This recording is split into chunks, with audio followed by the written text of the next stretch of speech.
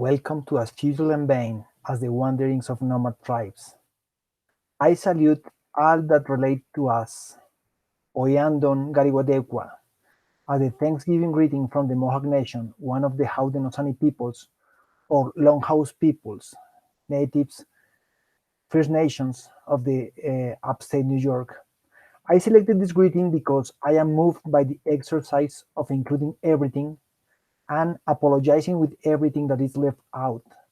Thanks to all human and other beings, animals, plants, minerals, spirits, and the artifacts whose life uses, services, and deaths, whose change and transformation from their initial enunciation to their present form, from the encounter with the soul of each material and the beginning of each technique to the configuration of the infrastructure that links us, constitute the place where we are and from where we are.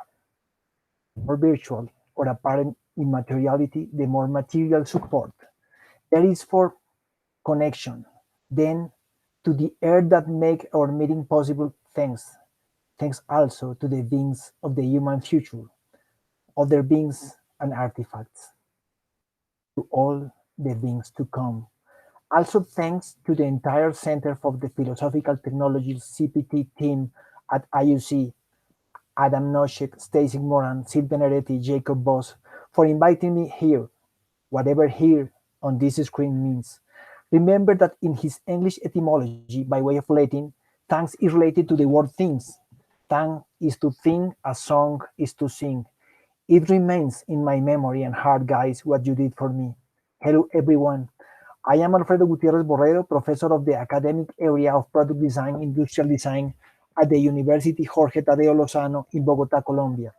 Gutiérrez and Borrero are, by the way, my two last names, although in Anglo-Saxon context, my first surname often passes mistakenly as my second name.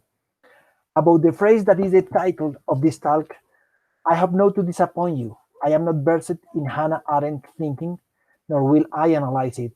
I know the value she gave to pluralism in the political arena as a generator of political freedom and equality among people, from a direct democratic exercise attentive to include the other, influential in the political theory of the 20th century. Well, at the beginning of this 21st century, it also attracts those interested in the world of design and in the design of the world as disposition, prefiguration, and materialization of things and realities. Arendt, let us remember, didn't recognize herself as a philosopher, and her thinking across countries, continents, fields of knowledge, and academic specialties places her as a frontier thinker. Well, the phrase that titles this talk is taken from her work The Human Condition, and I found it in the introduction to the book Designing in Dark Times, an Arendtian Lexicon, Bloomsbury Visual Arts, to be published by November 12, 2020. The editors Virginia Tassinari and Eduardo Stasowski selected with some cuts from the original this part. Without the human artifice to house them, human affairs would be as floating, as futile and vain as the wanderings of nomad tribes. Without action to bring into the plague of the world the new beginning of which each man is capable by virtue of being born, there is no thing under the sun. Without the enduring permanence of a human artifact, there cannot be any remembrance of things that are to come with those that shall come after.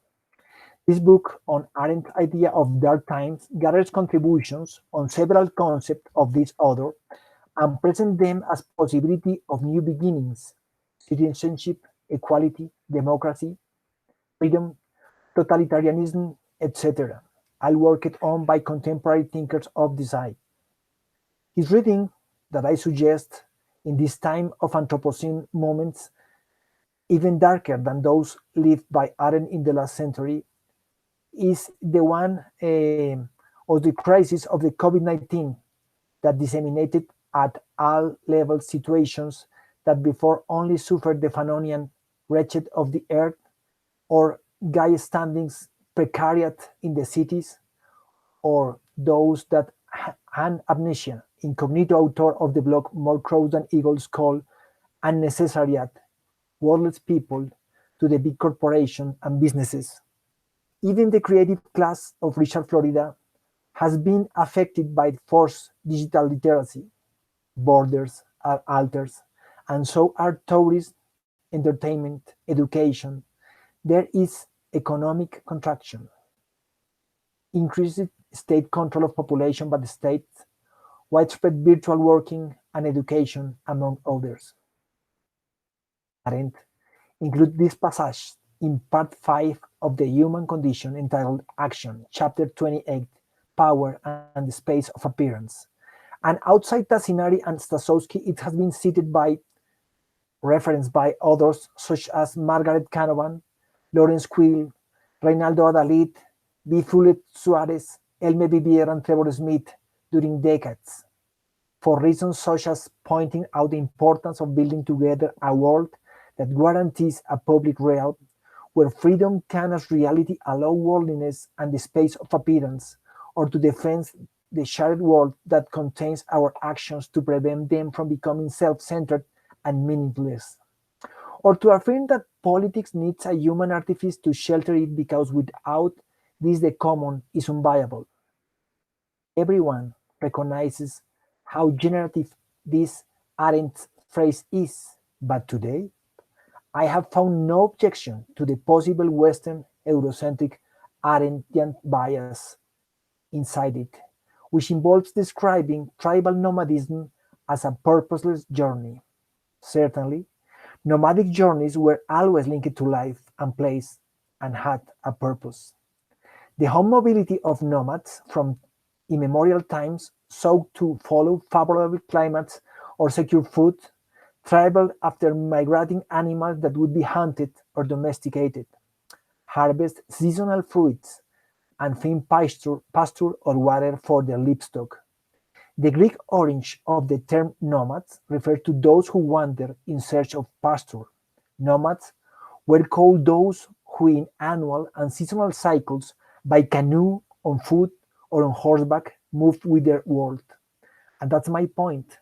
Nomadic tribal activity, akin by etymology to the ancient Numidians or present-day Algeria, or from present-day Algeria, far from being flowering, futile, or vain, ensured the millennial survival of peoples, some of whom would be transformed into modern civilization.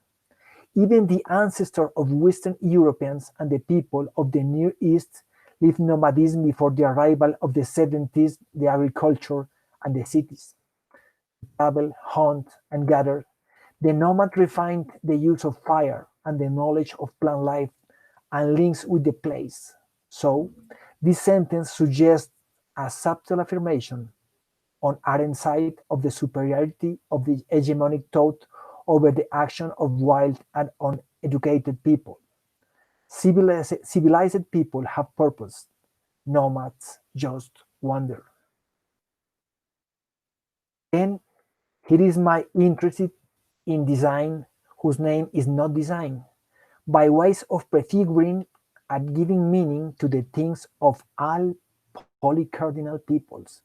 Polycardinal as coming from all direction, a term that I propose instead of non-Western. Practices expressed in the words of people who speak languages other than those from which the design comes by name and etymology.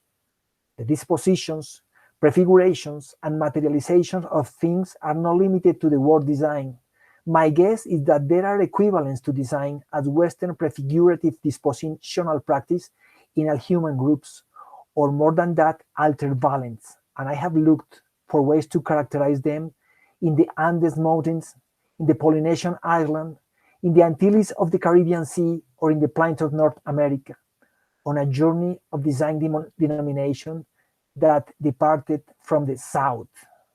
By South, I mean all that is excluded or located below of any modern map. That's what I spoke of design of the South. Then other design otherwise to avoid assuming it as more of the same. And at the very end of designs with other names, because they designated something similar but different to design. My question is how to design where the term design fades away and nothing is conjured by it, or where it comes to an end in the end and try unsuccessfully to escape the word design. I recently started talking about dissolvons, an abbreviation for designs from the south, not one south, but many, designs others by other names. Dissolvons thence a provisional generalization that must always be replaced where each particularly speaks in his own language to prefigure and to materialize. These dissolvons, by the way, are not others of the design, but others of the other, of the polycardinal people. In an idea that I borrow from the nomadic subjectivity of Rossi Braidotti, who in turn draws on the ideas of Louis Garret. I think that such dissolvons are within pluriversal paths inside deeply relational conceptions in the Andean peoples as the summa causae from Quichua peoples, or the summa camaña of Aymara peoples, both in South America and both translated as good life, or the expression Mitakuyo Yashin, we are all related, of the Lakota peoples, or the Mino Bimadisi Win, also the good way of life of the Anishinaabe people, or to speak of just one, the Samoan conception of Ba as the relational space, the in-between, which appears with some variations among diverse peoples of the Pacific Ocean. In the ontological view of the Polynesian, the Samoan in this case, the people are woven myth. I will say echoing the word of my Aotearoa New Zealand professor and friend Albert Rafiti, we are linked in a genealogical change. The people sprout from each other, being us the last manifestation or expression of our ancestors. We are united by ancestral productive lines, and our purpose is to guarantee the arrival of our ancestor to the present time and time again, while we become ourselves also ancestors. Graffiti points out that in this relational web, objects, artifacts, spaces, and places are interwoven in an ecology where all are exchangeable, interchangeable. This is what Samoan relational conception of the Ba means: lines of care and responsibility that cross people, things, and times, linking them together. From graffiti, I also took the idea, as I do here, of putting together dissimilar pieces, in this case in a felt, to compress them against each other under pressure, without even weaving them in a nomadological move that graffiti takes from Deleuze and Guattari to generate stories that avoid sedentary perspective to configure just a unique present born from strict linear orders. And instead, I try to activate past in the present from diverse pieces without paying much attention to the correct order. But I digress. I take a vain and futile wandering, if you prefer. Little by little, I have distanced myself from the project idea, or from the idea of project. As my Bolivian Aymara friend Giovanni Samanamud points out, modernity throws life and the configuration of things into the future that it imagines always ahead, making of things of life as a project, a concept that ends up becoming the modern master key to every image of perfection, an ideal of existence, and transform into a mechanism that makes us reject every current state of things in order to contemplate from desired future assumptions the abhorrence of the present and justify the need to develop ourselves. The project is development in disguise, and development is the continuous wife of denying the present. Interestingly, for many human groups, even this linearity is wrong, and what we have in front of us is the past, while what comes behind us to what we are advancing backwards is the future.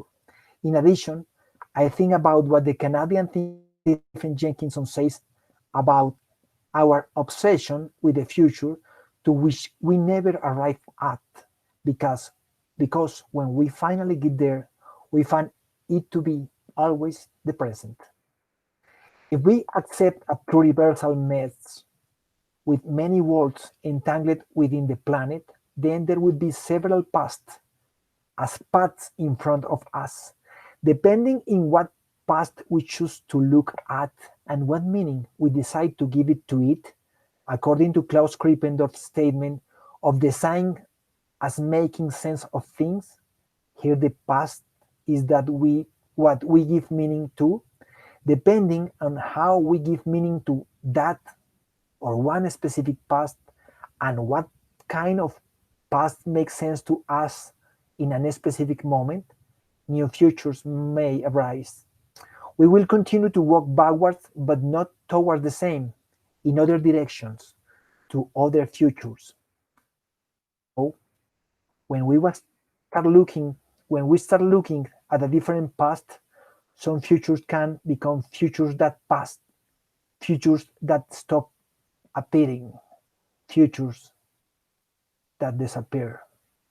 And when we let the future be inspired and shaped by and from other past, we have new past in the future, past that we will be considering tomorrow, while other past today is inescapable will stop appearing as realized futures, transforming themselves into pasts that passed, leaving before us other pasts to come, past before us to observe and propose different possibilities, futures past, so to speak. And my invitation here, or better, today, is for us to try a little to take the wandering, vain, floating, and futile lives of the nomads, whom Arendt, of those nomads who Arendt seems to despise in that passage, to reconstitute the fabric of life, more altered yet today by the pandemic outgrowths, with a different fabric than that which produced this moment. When I advocate for this, I place myself in what Arturo Escobar, the Colombian thinker and my friend, calls the emergence of a transnational field of critical design studies. According to Escobar, anchored mainly but not exclusively in the global south, a term that I must confess I distrust because of his generalizing potential. And in this we, Escobar, I, and a lot more, for instance, Adam Nochek and Tony Fry, and my friend Fernando Alvarez, problematize design as linked to the global historical relation of power and domination, explore various ways in terms of the relationship of design to the histories of colonialism and imperialism and his functioning within modern society. We also examine the colonial metrics of power, the geopolitics of knowledge, Eurocentrism, racism, and patriarchal capitalism, and colonial modernity. But that's another history. Paul Feyerabend, in his second dialogue on knowledge, reminds us that since people were discovered who did not belong to the circle of Western culture and civilization, it was assumed almost as a moral duty that they had to know the truth. This is the ideology of the Western conquerors. First, it was Christianity, and then science, and after that, technology. But the people whose lives were affected in this way continued until today to finding ways to survive and to give meaning to their existence, a far better way than the technological and ideological wonders that were imposed upon them and caused so much suffering. Development that Western belief did some good here and there, such as overcoming infectious disease, but the dogma that Western ideas and technology were intrinsically good and therefore could be imposed without consultation on local conditions was is and will be a disaster. How? Even design theorists, not at all servile or obedient to modernity, to globalist capitalism or neoliberalism, and with the noblest of the intention, would have to care, trying to avoid imposing the sense and automatic pre-assignment that characterize the reflex of naming, to translate the unknown into known terms, as I think it could have happened to Arendt when judging the nomadic tribes, even if such a nomad in her sentence were just hypothetical ones. This accompanies the imperial practice as a way of subduing the colonized, of renaming and reorganizing everything that had already been well named and organized by them. Antonio Garcia, the Spanish thinker, will tell us from, from his declassification approach. This renaming classifies the names of the others, sometimes without bothering to ask them, always practically. In the same way that the discovery as an encounter of new worlds turns out to be the reclassification of an invaded classification according to the logic of an invaded classification that does impressions the unknown dispensing with understanding it. That's why Garcia will tell us the classification doesn't even translate, but rather devastated and substitutes. Classification imposes borders everywhere. And only listen in the different the other, and the divergent just the voice of the same. That's why we need the classification, where perhaps with excessive distrust I find in Arendt's phrase that occupies me an inadvertent prejudice towards what is outside the West, I deliberately stay on the border, design/desobons, academy/externality, Western/polycardinality. I think with the Swedish geographer Gunnar Olsson that the strength of understanding doesn't lie so much in crossing borders as in staying on them, in leaving the border where differences are perceptible, far from the centers where they are bureaucratized until they go unnoticed. We must move from the acceptability of the assumed fact to the forbidden of the taboo. I imagine a nomadism that walks along the border instead of crossing it on the unstable line of between domains, here admitted as design/here not recognized as such, but employed there instead of design, to disrupt disciplinary cohesion based in imposing and accepting limits, since normative strategies evolve to suppress attempt to adopt borderline positions. We could overflow disciplinary boundaries and in vain futile movements move away from coherence as a regime of operating truth based on definitive definitions and parameters in order to approach in a relational way the altered balance of design in polycardinal cultural matrices, peasant, black, indigenous, popular, etc. That is, practice and knowledge that the academy at the service of modernity and development educates us to ignore. I believe that we must challenge the perverse magic of borders as controls, magic that distorts perceptions of the real, that change things, the magic that we will say with Mahmoud Keshavarz and Sharam Khosravi characterize the geographical frontiers and generates new perceptions that transform neighbors into enemies and that make long distance short and darken more the skin of those who live on the other side and turn nomadic tribes into illegal border crossers. The cousin of the other side become also illegal transgressor. Magic that turns trade into smuggling and makes fluctuate the value of goods. The border is uncontrollable, As soon as we arrive, it moves. It extends the place and expands the time. It crosses the places.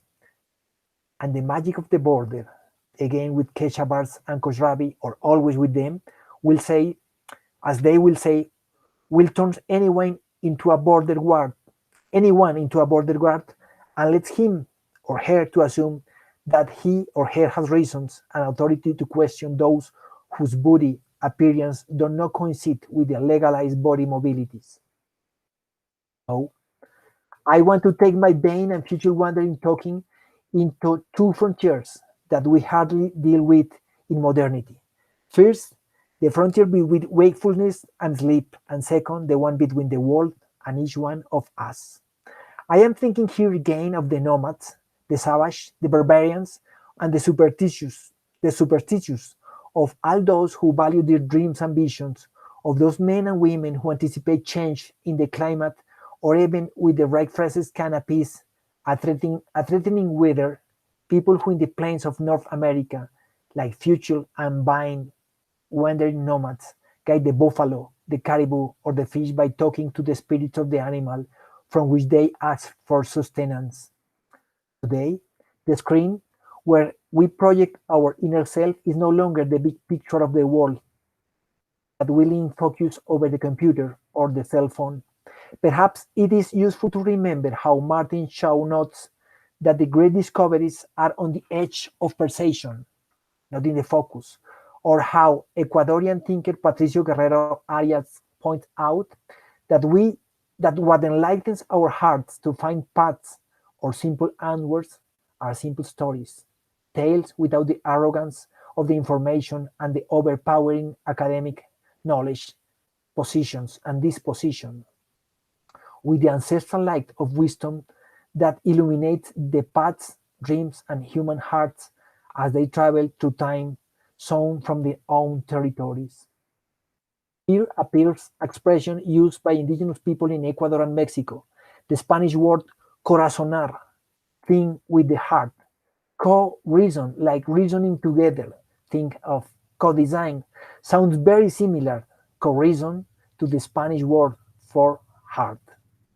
If we take the vain and future paths, we could hear something like co-heart the academy and life. For this, it is necessary to break the strengths of reason and science, to build other forms of knowledge, or just pay attention to them, again in Spanish as cosmocimiento, or cosmic knowledge, wisdom of the heart to reappropriate and reconstruct worlds with life and happiness as horizon, and befriending death and his inevitability, because there seems to be no alternative to coloniality, racism, and even less to heal with the earth with the same epistemologies that generated the problem, Guerrero will add.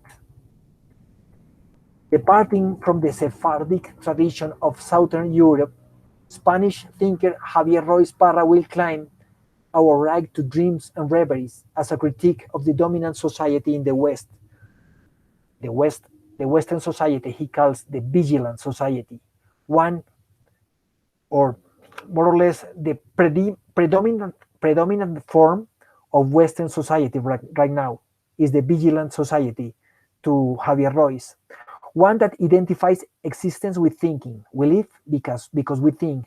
If we are alive, we are guaranteed to think. This spreads an automatic idea of thinking that Royce calls sort of breathing thinking or breathing thought. In something that doesn't know the value of thought, disregarding its essence, then thinking goes from being something essential to govern our inner world, ourself, to become just mental activity, an executive piece of our inner governance. It is important to remember that when we submerge ourselves in phobias, obsessions, anguishes, attacks, or fury, we are before episodes that demand to try sterile and recurrent mental activity, but little fertile, healthy, or nutritious to life. It is the wall of indicators and the impact there are mechanisms, or in the world of indicator and the impact, there are mechanisms of mental activity that, far from being genuine thought, seem to be elaborated to prevent us from thinking. Obsessions are not thought. They absorb thought and do not let us think. Distinguishing between mental activity and genuine thought is necessary if we want to free ourselves from the vigilant society that devastates the political realm that Arendt loves so much. In this pandemic era, the state and society have become more vigilant yet. Royce will tell us that it was the vigilant society that allowed the Western state, the one that made us suspend the judgment, which requires calms and everything, and made that everything were to be resolved by the effectiveness of arbitration, of procedure. From Royce, for this vigilant society has 5 axioms. 1. Life is incessant war, never ending war, continuous fight. To live is to prepare to fight. Second, to know is power, and for that reason, the pedagogy and his institution falls inevitably in the field of the political fight. Third, the essential thing of the life is the time of watch. The lethargy must be considered weak time and despised to a minimum to all effects unproductive. Fourth, historical time and human action are subject to the principle of Aristotelian identity. Life flows forward, and sooner rather than later, downward. And 5, the true solution to any problem is always a final solution. So, vigilant thinkers and artists believe that citizen didactics must be done through and with public dispute. This includes expanding our inner conflicts in an external forum and promoting confrontation to dismantle all lethargic elements, to expulse lethargic elements of our lives. Education, then, is like that, reduced just to analysis, facting and the recognition of a winner-knower as previous steps to an awakening as a final catharsis. So then, what is lethargy? Let's forget here the dictionary definition, such as lack of energy or enthusiasm or lack of activity. For Royce, we have to value the 24 hours of each day, which are distributed in time of vigil and time of lethargy. That is not just sleep, but to assume that life as war reduce the times of lethargy. Then the lethargy for Royce harbored dreams, thought and musical feelings, art, and citizen babies, children, much our femininity, those the old age people and thinking, and our abstract speculation.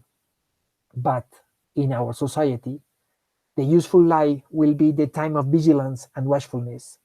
The effective, efficient, and effective vigil overcomes any other circumstance of the man. However, this passive lethargy, the uncontrollable part of our life because we cannot decide what we dream, is the free part of our inner world, distant from the illusions of sovereignty, order, and omnipotence that support arrogant modernity. In the face of the cult of control and desire for power that has characterized the ideal of citizens, property, and state since the 17th century in Europe, lethargy is vulnerability and dependence. The wise of the ear, there where the A seems to decide everything. The resistance of a wider and more complex reality. Curiously, the section of Arendt's Human Conditions from which I took the phrase is entitled Action, and I relate it to modern design, for me, the only one, as a profession and a Western liberal discipline, as a vigilant profession. In contrast, the native people and popular sectors whose minds have not been fully captured by the vigilance, the wandering nomads preserve the judgment and lethargy and the designs otherwise all over the planet. then the désobons would be lethargic ones in the sense of Royce. Lethargy is alien to the vigilance that suspects everything, to his persecution manias, to his identity obsessions, and allows non-harsh ways of relating to each other in and with criticism. It allows us to consider the paradox involved in concepts such as sovereignty, since we do not even control our inner world in lethargy, and what is impossible for oneself will hardly operate over immense territories. Then, what is affecting us perhaps is not the lack, but the excess of code. And here I think of what the Swiss explorer and author Isabel Eberhard pointed out by the end of 19th century about the nomads after her experience of jumping between wars and with the Islam in Algeria, the same region that used to be Numidia, where the term nomad seems to come from. Nomads are people who escape the institutional codification, modern codification, let's add, she said. Well, in the vigilant society, the codification increasingly hovers over us, increasingly managed subjects, us, the fully administered ones. We live in the hyper-regulated world, the hyper-administered, the hyper-classified, the hyper-signalized, the hyper-legalized, and the hyper-vigilated, where perhaps just lethargy would let us live with greater depth the superficiality, to put it in a worthwhile oxymoron. Hélène Flusser, in an interesting text titled in German Haut and in English Skin, speak of the importance of making our text more dermatological, but states that reducing dermatology to skin disease is not enough, is insufficient. We need a broad dermatology, a skin science, as a frontier between us and the world, and an atlas whose maps can show through which regions pass that boundary, which edge, which borders. We need, Flusser will say, a dermatology that is anthropology, and an atlas that shows our being in the world. But to get that science and to make that atlas, we must change our attitude. To abandon the vigil from time to time and to dialogue with lethargy, we would say with Royce, with knowledge that we cannot entirely but only accept. We can not know entirely but only accept, and just relate to it by lethargically. Again, with Flusser, we must become superficial. It is the surface of healthy skins that absorb and sweat, and not the mysteries that they supposedly cover, which should interest us. Let us concentrate on the appearance, phenomenon. Let us desist from the vigilance for a moment of the action, of the disputes, of the conflict, of the explanation and meanings that we give to appearance.